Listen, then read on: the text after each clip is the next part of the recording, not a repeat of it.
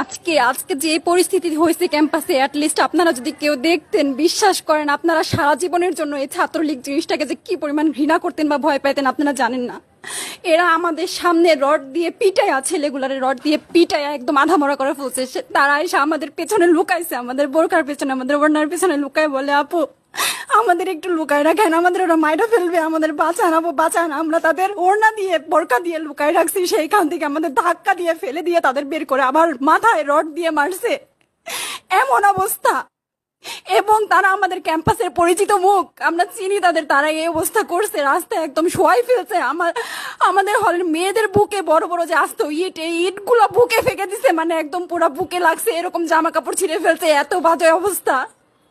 অথচ আমার ব্যাচমেট, আমরা যাদের সাথে ক্লাস করি, একসাথে বসি, আমি তাদের একটা কথা বলতে দেখি না এগুলো নিয়ে, একটা কথা না। এবং তাদের নিউজ ফিডে গেলে দেখবেন তারা এখন এগুলাই সাপোর্ট করে যাইতেছে।